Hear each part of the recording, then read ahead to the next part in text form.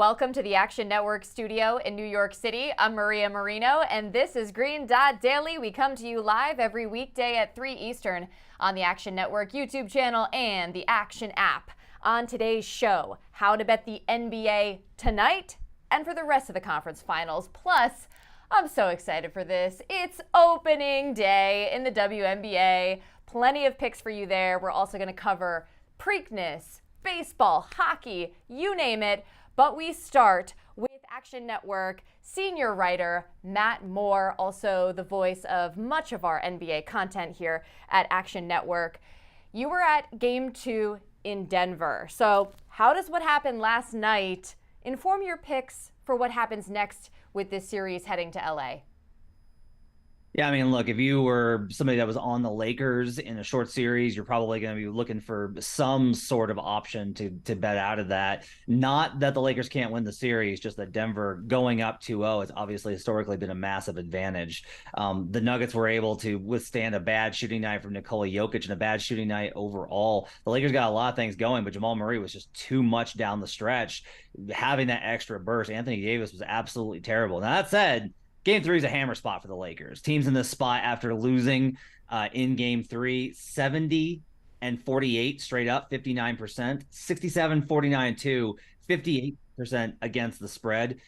Favorites in the spot, 48 and 17 straight up. The Lakers are favored in Game 3, 43 and 20 and 2, 68% against the spread in Game 3. So, I think that's a really good spot for them to hit in Game 3. I think the Lakers are going to win this one. I don't know if it's going to be comfortable, but it'll definitely be by the spread of currently in the market. There's a 5 hanging out there, 5.5. So you should be able to find a pretty good one. Denver's been a bad road team all season. That's going to be the real question in the series if you're looking for a series bet. Denver has struggled on the road, both in the regular season and in the playoffs. They did close out Phoenix in Game 6, but they have lost 3 games on the road already this postseason. If the Lakers can get games 3 and 4, might be an opportunity to come back in on Denver. Denver does look like the better team here, but I think it's going to be an interesting spot for the Nuggets in Game 4. Game 3, though, is definitely you should be betting the Lakers. Yeah, I agree with that. And like you said, the real question mark is Game 4. What happens there to determine how you bet the series moving forward? But let's get into best bets for tonight, Game 2 between the Celtics and Heat. Now, you just talked about a hammer spot for the Lakers, and this is a hammer spot for the Celtics by your estimation. Yeah, I think I bet the Celtics here as well. The line opened -9. It stayed there, which is kind of curious. Usually we see some sort of movement, but it seems like both the public and the sharp money is kind of evening itself out and keeping it right at this 9-point spread.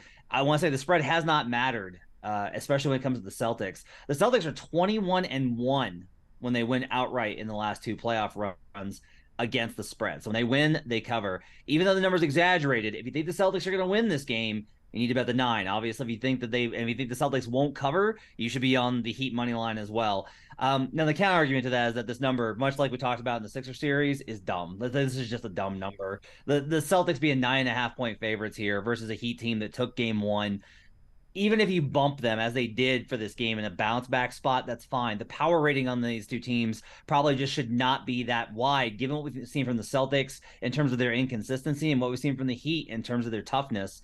The Celtics lost Game 1. Teams who lose Game 1 at home are 21 and straight up and 20-2 against the spread in Game 2 since 2019. That's via Evan Abrams, our crack director of research. So this has got to be a spot for me to bet the Celtics. I'm having to lay a bigger number than I want, but I simply can't see the Celtics going down 0-2, and if they win, they cover.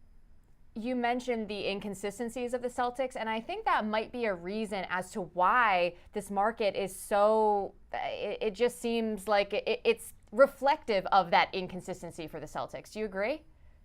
Yeah, absolutely. I mean, look, a lot of this is that you mentioned inconsistency. It's not just about the fact of how the Celtics can sometimes lose. Is that the Celtics will sometimes win and win comfortably. Boston's 11-3 straight up off a loss the last 2 postseasons, straight up and ATS actually, and 4-2 at home in those spots. They're also 3-0 after losing Game 1 of a series. Now, most teams don't lose Game 1 of a series and go on to win the series, have enough to actually have a sample size on there. But look, the Celtics tend to bounce back. The inconsistency means that, yes, they will have games like Game 1 versus the Heat. They'll have a Game 3 where I'm going to be hammering the Heat in that game. That'll be a big game 3 spot to bet Miami for me. But in game 2, the Celtics will bounce back. They'll probably play better defense. The Heat shooting will regress. I like the Celtics. Okay, so then with that in mind, if you're going to expect that, Miami wins game 3, how does that also change how you bet the series? I'm going to be betting the Celtics after game 3, win or lose. If they take game 3, I will go ahead and I'll lay the juice on what's probably going to be a pretty heavy line on it. I'll probably take the -1.5 on the series spread, maybe -2.5, honestly, with what I expect from the rest of the series. But if it plays out the way that I'm thinking, where Celtics take game 2, Miami bounces back in game 3 in that first game at home, that's going to be a great spot to bet the Celtics. The Celtics team's better. Like, they're a better team. They're going to win. They were a better team than the Sixers. They messed around twice, and then the Sixers legitimately beat them in one game. Right. They screwed around in game 1. There's going to be an opportunity here to bet the Celtics down 2-1, I think, and that's going to be a really good opportunity. I feel very confident the Celtics are going to win this series. I know how much you love Jimmy Butler, Maria, but I think the Celtics are going to win this series. But I do think it's going to take a while. I think the series is going to go long, 6.5, maybe 6 games, maybe 7 games. But I do think the Celtics eventually will win with home court, and there'll be an opportunity to bet them if they go down 2-1 in the series. That's okay. Jimmy and I are playing with house money. He's given me enough thrills already this postseason that I'm going to be okay with whatever the outcome is. Before I let you go, you regularly host the Buckets podcast, talking NBA. I know you like to get buckets any way you can. So in honor of opening night, what's your favorite WNBA future? So I really like the Atlanta Dream over 19.5 wins. I have a feeling that they're going to be able to carry over the defense from last season. They added some shooting with Alicia Gray. I think there's a good opportunity here for them to be able to boost their shooting. The offense will balance out with the defense. This team was a really good team against the spread last season. They ended the season 2-8. Straight up, that really cost them what might have been a playoff spot. I think they take the step forward this season with a little bit more seasoning, a little bit more development, a little bit more shooting. I like the Atlanta Dream over 19.5 wins on the season. I think it's a great pick. You mentioned last season they took a step forward with Tanisha Wright as head coach. Should take another step this season. Matt Moore, thanks as always. Thanks for having me. Here's a look at the slate for opening night in the WNBA. Sun and Liberty are both favored on the road at 7 Eastern. At 8 Eastern, the Lynx are home favorites. And after the NBA playoff game on ESPN, Brittany Griner makes her return for the Mercury. As we welcome in Jim Turvey, making his Green Dot Daily debut. Jim wrote previews for every team in the W for Action Network. What's your favorite bet of the night? Yeah, I mean, first of all, I'm just ecstatic to have the season here. It's awesome. There's more bets than ever. It's a great slate for tonight. I think the thing that pops out to me most, this Chicago Sky Minnesota Lynx under. This number actually opened a lot higher. It opened at 168.5, already down to 162.5 across the market. I still like the under, believe it or not. Just one plug, if you followed in the app, you would get 168.5. So make sure you do that, obviously, as always. But these are two teams that are not offensive juggernauts. The Sky, there's a lot of turnover on that roster this year. They are not going to have very much spacing. They have some electric guards in Courtney Williams, Marina Mabry. Mabry hasn't been practicing with the team, and she's really the only player that can space the floor for them. Courtney Williams is a great player, but she does a lot more in that mid-range game. They're without Isabel Harrison tonight. Elizabeth Williams is going to be in the post. She's a great defensive player, which helps the under, but she's not an offensive juggernaut. On the flip side, the Lynx are a team that has a lot of turnover of their own. They're returning Nafisa Collier. She only played 4 games last season, so she's going to be shaking off some rust. You had Diamond Miller as one of their key rookies driving that offense. But an offense driven by a rookie is not good for an over. It's good for an under. So that's the one that really pops to me for this opening night. I agree with you. These are two teams, like you mentioned, with so much roster turnover. I'm really interested to see how it looks, but you got to figure on opening night, that rust is going to be a factor. I could see there not being a lot of continuity there. But let's move on. So for the first time that I've ever seen, we actually have player props available for tonight's games. Anything stand out to you there? Yeah, this is awesome. We have not had them on opening night before, like you said. I kind of am like a kid in a candy store that I limited myself to like 2 or 3 for these because I honestly there's so many you can dive into. I think my absolute favorite, Ariel Atkins for the Washington Mystics. They play the Liberty tonight. Her line set at 12.5 points. She averaged well over 14 points last year. And even though I think the books, what they're thinking is that Elena Deladon is back full health this season, and that's going to eat into Atkins' points a little bit. I'm not entirely sure. I went and I looked back at last season. She still averaged over 14 points a game in those games with Elena Deladon. I think that's because with EDD in that offense, it creates a little more space for Atkins to work. Her efficiency has gone up in the seasons that Deladon has been there. And this is a player who I'm just all over this season in general. She's going to be age 26 season. She's really one of the young stars of the league. And against this Liberty team that, I think we're all really high on in the long run. But one of those things that we've all talked about with the Liberty in the start of this season is, are they going to have the continuity there? One way in which a team that lacks a bit of continuity can struggle is getting out to those shooters and when they're doing rotations. So Atkins is a killer from three. If the Liberty are a little late on some of those rotations, that's only another reason to like this over. There's a few others I like though. Brittany Griner, I think we probably all want to. That's the game we're all watching tonight. She's returning to the court, and maybe this is a little bit of we want to bet this, but I'm going to be betting the Brittany Griner over for rebounds. They set the line at 6.5. She averaged 9.5 her last season that she was in the W. I think the line is thinking that she'll have some rust. She may have a little bit of a minutes limit, but I think she's going to be fully energized. They really haven't said anything about limiting minutes. She looked great in the preseason. Azrae Stevens is going to be out for the Sparks tonight as well. That's a pretty thin Sparks front court. They weren't a great rebounding team last year. Plus, we all want to be rooting on Griner tonight. So that rebounds over is one where you can kind of root for it. And I like the edge as well. And then just one final one, I'll quickly plug this because I just put it into the story that's going to be on NBA Bet as well as on the Action Network app and site and everything. Neko Ogumake over 16.5 points, kind of similar logic on Azrae being out. I couldn't help myself sneak one final one in there. So there's a good slate. You're like a kid in a candy store, like you said, with all of these props.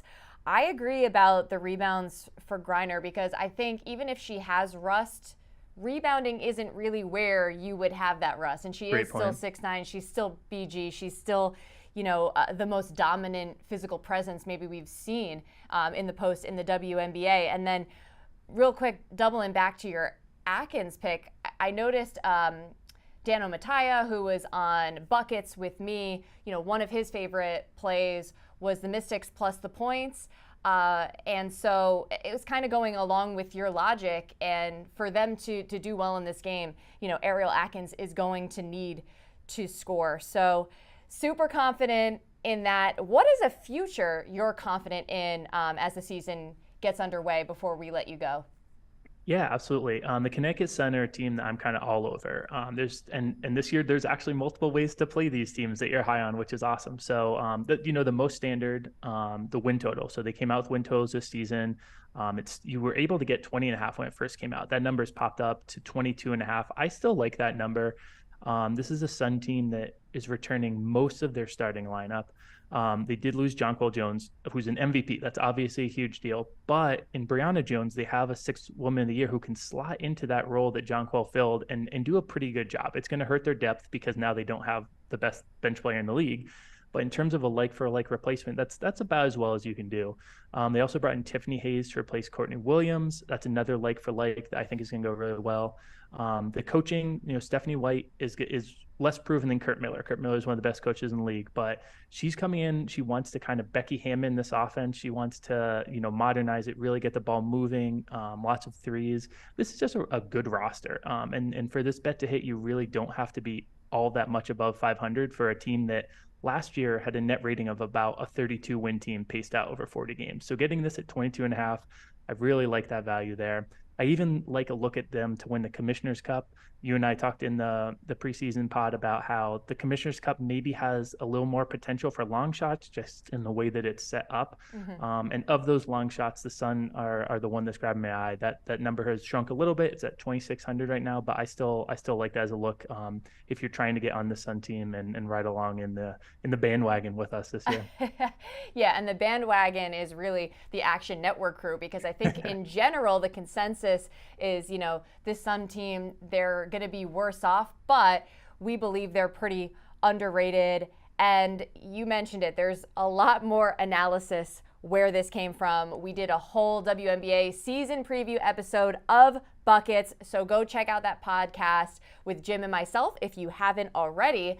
Jim, thanks for joining Green Dot Daily. I'm sure we'll be having you back again. Absolutely. Thanks for having me.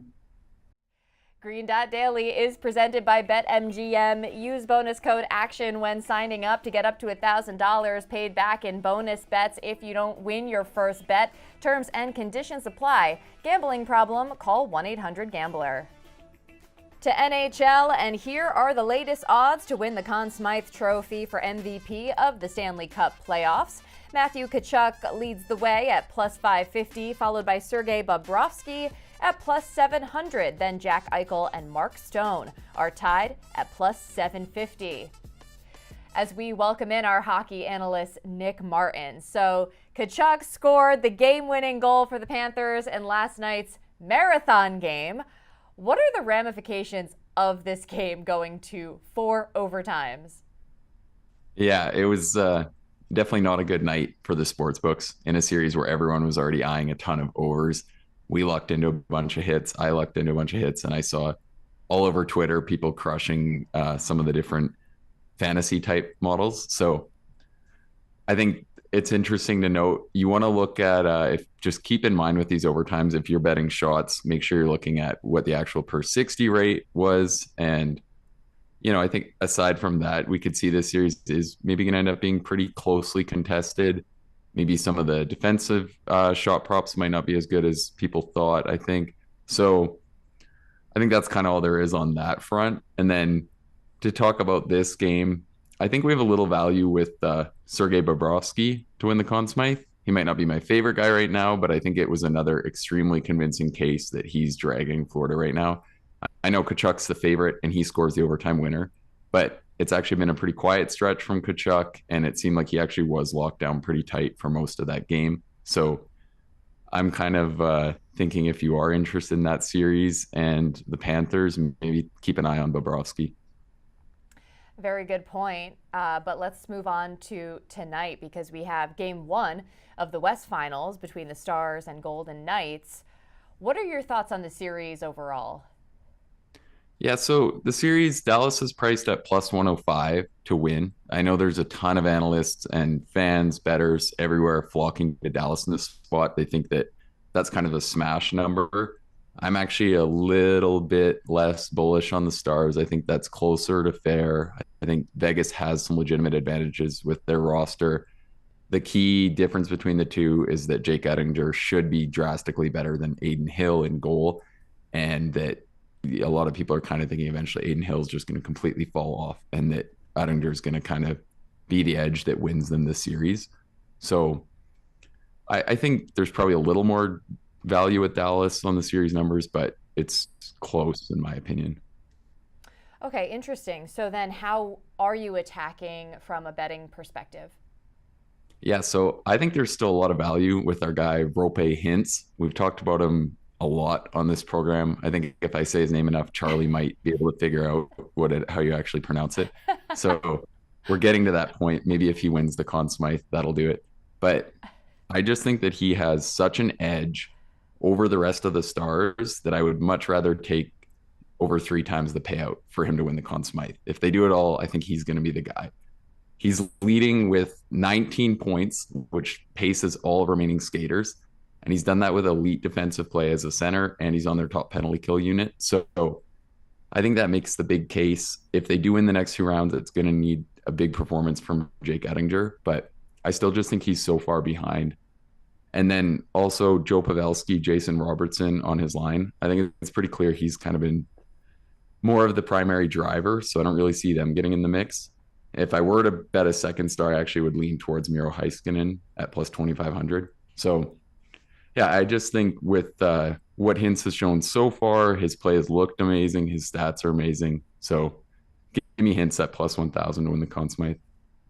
Okay, and in case you weren't sure, the Charlie that you're referencing is Charlie DiSturco, our fellow producer slash analyst. I'm sure he's listening and taking vigorous notes to this. Nick Martin, thanks so much for the insight. Thank you. To MLB and what you need to know for Friday's slate. Sandy Alcantara has a 4.92 ERA in 8 starts for the Marlins. They're taking on the Giants. Jose Altuve expected to make his season debut for the Astros against the A's. And finally, James Paxton making his second start since 2021 after a solid outing 1 week ago for Boston. We bring in our baseball expert, Sean Zerillo, now, and you have a couple picks on those key matchups we just mentioned. Why don't we start with Marlins Giants and what you like there? Yeah, a few bets that I like in Marlins Giants. The Giants in both halves of the matchup, so both first 5 innings and full game, in addition to the over. The over 7 at plus money, something I bet early, went up to 7.5, has come back down to 7, juice to the over. I projected this all the way up closer to 8, so I actually like it up to 8 at even money. 7.5, probably juiced up to about minus 120. Minus 118 is where I'd bet it to. In terms of the matchup and picking a side, though, the reason why I like the Giants tonight, reason why I like the over, Sandy Alcantara has taken a step back relative to last season. Sandy thrives on generating weak contact, or at least he used to, but his combined ground ball and pop-up rate year over year has dropped 15%. He used to generate a ground ball or a pop-up as much as any pitcher except for Framber Valdez.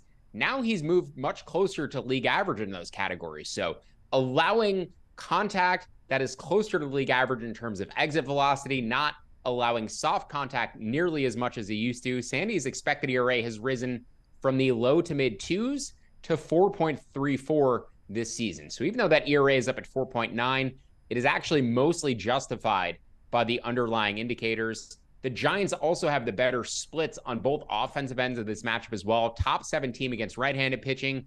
The Marlins are much better against lefties than they are against righties. They rank 25th against righties, and that includes playing most of the season with Jazz Chisholm Jr., who's now injured. Jazz is about 17% better than average against righties for his career. So the Marlins lineup should take a hit without Jazz in there against right-handed pitching. Anthony DeSclafani actually pitching very well this season, has one of the lowest walk rates in baseball. So the Giants in both halves up to about minus 125 for the first 5 innings, minus 120 for the full game, in addition to the over my 3 angles on this matchup. But a lot of it ties to the splits and Sandy struggling this season.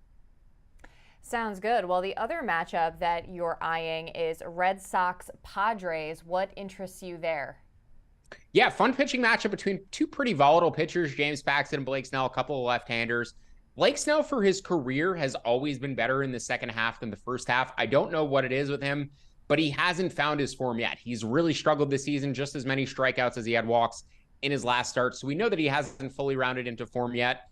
But 5.53 expected ERA for Snell this season, has really struggled and doesn't have his command. James Paxton, though, really surprised me in his first start of the year a week ago. Just his 7th start or 8th start, I believe, since the 2019 season. Hasn't pitched much, been dealing with a ton of injuries. But Paxton's velocity was very impressive. Throwing his fastball at 96.3 miles an hour. That's the highest level that he's had since July of 2019, when he started to decline because the injuries started to catch up to him, and eventually he's been down for the past few seasons. But basically Paxton's velocity right back to where he was during the peak of his career. So I actually like what I saw from him quite a bit. Had 9 strikeouts in his first start. The command was poor in the minors, but the Red Sox clearly knew what they were doing, bringing him up at the right time. And even though the Padres have been better against lefties than they have against righties this season, Manny Machado currently out of their lineup, the Red Sox do have the better of the splits. They rank as a top 10 offense against both righties and lefties. So I made Boston closer to plus 120 in this matchup. Anything at plus 130 or better on Paxton, and the Red Sox for the full game is where I'd play it. And Blake Snell, just a pitcher I'm happy to keep betting against for now while he's struggling. Well, we appreciate you keeping us dialed into the baseball side of things, but I understand you are also a horse racing enthusiast, and we have a super busy weekend ahead as the running of the Preakness Stakes is Saturday. Mage is the favorite after winning the Kentucky Derby. Then we have National Treasure and Blazing Sevens since First Mission has been scratched. So Sean, while we have you here, I want to ask you about this. We've been hearing about a lot of horses getting scratched recently. Can you just explain the catalyst behind that? Yeah, I think horse racing finally, long overdue, is making an effort to actually take care of these animals and do the right thing. They want to protect the optics of having serious injuries on live TV. We've had deaths before for the Kentucky Derby on live TV before, and it's horrific and it's awful to think about. But I'm actually glad that horse racing, the more news that you see that seems like bad news popping up recently, trainers getting suspended, horses getting scratched, it may seem like that's a bad thing, but actually this stuff has been going on forever and it's been hidden. So sunlight is the best disinfectant. I'm finally glad that the veterinarians, the trainers are taking care of these animals to deserve that treatment. And that's why we are seeing both lots of scratches, but also weaker fields in the Derby and the Preakness relative to what we've had in previous years. You go back towards the end of last year, and 10 of the Derby favorites, or 10 of the horses who were projected to be the top 10 horses for the Derby power rankings, only Forte was the one who was slated to run on Derby Day, and he was scratched the day before the Derby. So that's why we've seen a slower crop of 3-year-old horses relative to previous years. And now heading into the Preakness, not only the fact that we've had a bunch of horses scratched, including First Mission, who was going to be my pick for the Preakness, but also just a lot of trainers resting their horses, pointing towards the Belmont, don't necessarily consider the Preakness as prestigious as it used to be. So with that said, just one runner, Mage, coming back for the Preakness from the Derby. Typically we see about 3 to 5. So considering that and considering the second choice and likely best contender aside from him has been scratched, definitely sets up for Mage to potentially be vying for the Triple Crown at Belmont in a few weeks. Well, expand on that and how you want to approach this from a betting standpoint. Yeah, so as I said, First Mission was going to be my choice, but if there were 3 win contenders in here, the number 1 National Treasure, the number 3 Mage, and the number 8 First Mission would have been my choices. They were my A horses for multi-race tickets. They would have been the 3 win contenders that I selected if I was building out exotics. Now I really do think it comes down to National Treasure, the 1, and First Mission, the 8. The pace in here should be pretty slow, and the way Mage won the Kentucky Derby coming from 16 lengths off the lead, he needed a very fast pace in order to run into and close it. He's going to need to be closer to the pace in this race. It's very possible that a horse like National Treasure just gets out on a soft lead, is able to run a merry-go-round around the track, and then Mage, just by virtue of being too far back at the half-mile call, is not able to catch up to him in the stretch run. He might just have too much left in the tank to be able to pull away. So I do think Mage is a justifiable favorite as the only Derby horse coming back against a much weaker field than what he faced in the Derby. If he runs the race that he ran in the Derby, it's tough to imagine anybody beating him just because somebody in here would need to take a significant step up even in order to beat that race. But Mage, probably my top win contender. I'm going to have National Treasure in there behind him as the one horse. I think he sticks around and ends up hitting the board. And of the longer shots, I actually like the number 6 Perform at 15 to 1, just based on where I think these horses will be situated early on in the race. The number 6 Perform should be in that second flight with Mage. And I think they're going to get the first run on the leaders before everybody else does. So the number 5 Red Route 1, the number 7 Blazing Sevens, I think they're just going to be coming too far back in a race where I don't see much pace. And I think Perform, Mage, and National Treasure are going to be the horses closer to the lead who end up hitting the board. Sean, thank you for that. And I also appreciate your perspective as far as these scratches. It's tough to see, but it means that we're actually taking more care into account with regard to the health of these animals. So appreciate it. Enjoy the race. Enjoy the weekend. Thank you. Yeah, things that were just long overdue. Hearing about them is actually a good thing. Remember, any picks we give out here on the show, you can easily reference by following Green Dot Daily in the Action app. We keep track so you don't have to. Green Dot Daily is presented by BetMGM. Use bonus code ACTION when signing up to get up to $1,000 paid back in bonus bets if you don't win your first bet. Terms and conditions apply. Gambling problem? Call 1-800-GAMBLER. That's a wrap for Green Dot Daily. I'm Maria Marino. Thanks for hanging with me all week long. Enjoy your weekend. I'll see you back here Monday at 3 Eastern on the Action Network YouTube channel and the Action app.